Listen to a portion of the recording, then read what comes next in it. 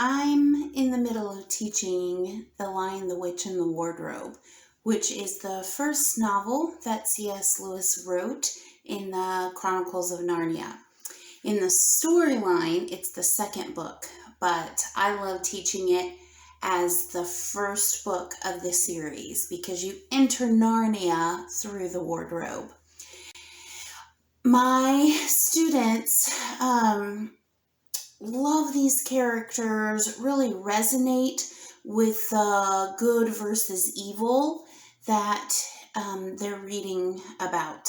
Well, actually, I should say listening to, because I read it to them while they're eating their lunch. We call it lunchtime literature. Well, this week we had an interesting conversation. This was when the queen comes. Now, the queen's the witch of The Lion, the Witch, and the Wardrobe. And she comes and she finds this Christmas party going on. Well, her powers exist and create a winter where it's never Christmas. And it's only Christmas because Aslan, the true king, is on the move. Her powers are lessening, the winter is lessening, spring is coming, and one of the signs of that is that Father Christmas comes and brings Christmas goodies to the creatures of Narnia. Well, we get to the point of the story where here is this little Christmas festivity dinner going on, and the White Witch comes to it and sees it and asks, where did all this festivity paraphernalia come from? Where did this food and these treats come from? So at that point, I stopped and asked my students, would you tell her the truth? Would you say Father Christmas has been here? Or would you lie? Now they know, the students know, that the characters also know that if they tell the truth, they will be turned into stone. So we have this big discussion about, would you lie? Would you tell the truth with the consequences of death? Well, my students really debated it. You could see that they were wrestling in their hearts and in their heads, in conversation that they were having.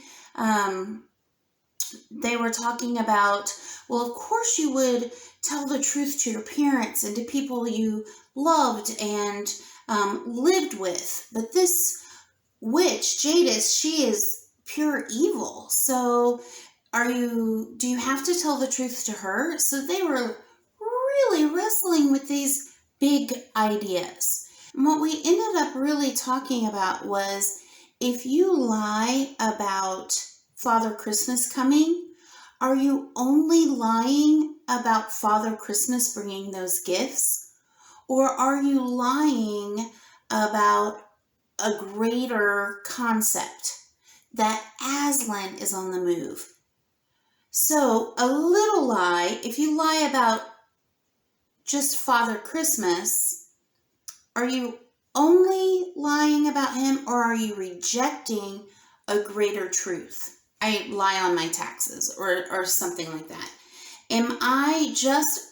Is that lie just isolated to that one thing? Or am I really lying about who God is? Am I lying about trusting that he will take care of me even if I have the consequences of having to pay a lot on my taxes, right? Is my one lie a reflection of what I really believe about the truth of who God is? So we're having this conversation, we're really wrestling with it. We're really thinking about, what would we do in that situation, and what would we do when the truth is going to end up hurting us. And we come to this understanding that with these characters, if they tell the truth, They will be turned into stone, right? They will have this consequence. But what is the greater truth? The greater truth that Aslan is on the move, right? Aslan is coming to rescue his people. And my students understand that that is what Aslan is doing. There's prophecy saying that Aslan is coming and that at that time, everything's going to be put right. So even this consequence of these characters being turned to stone, that's not going to be forever. Forever is going to be Aslan's reign. This reign of winter is temporary. So we wrestle with it, we talk about it, and then I go back to the book, and the next line is that one of the characters is just saying, Aslan's coming, Aslan. They couldn't even hold it in. They wanted to tell the truth so much. Well, when you think about these big discussions that we were having, and you think about, wow, for a college class, that's really important that college students hear that.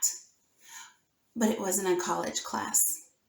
Or you think, wow, those teenagers really need to hear that this idea of the greater truth is dictating what you think of little truths or little white lies. That's going to really shape their whole lives. These weren't teenagers.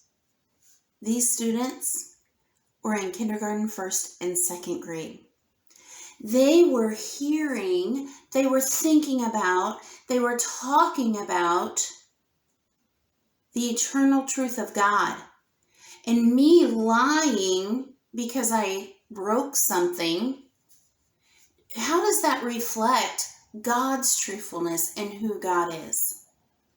If I'm punished temporarily, does that determine my forever fate? No, because God himself is our rescuer. This is what I love about classical Christian education. Well, there are so many things I love about it, but I will say that when I really think about these great conversations, so in classical education, we talk about having a conversation. We're having conversations with the author, Mr. Lewis. We're sitting down at lunch with C.S. Lewis, wanting to hear his heart, wanting to hear his brain, learning about what he thinks about God. Every time we sit down, we're having a theological discussion because every author comes to the table with their own theology.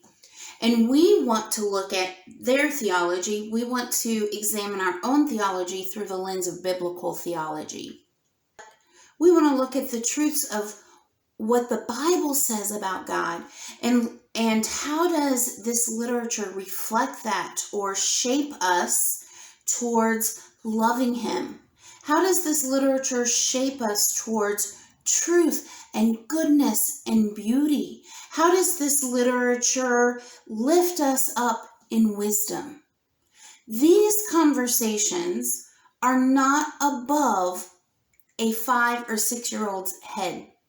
They are trying to figure out this world of how things work. They're trying to piece things together.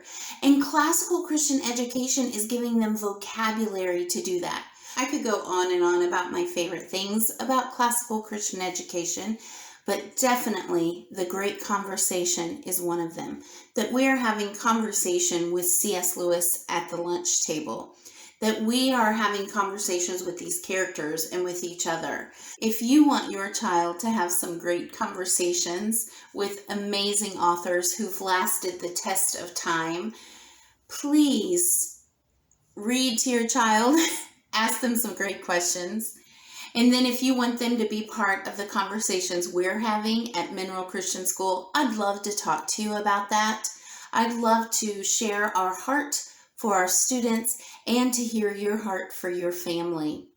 There are beautiful things that happen around the lunch table and at recess and PE and music and art and through all that we're doing, and I'd love to tell you more about them. I'm April Sumner, lead teacher and co-administrator of Mineral Christian School in Mineral, Virginia.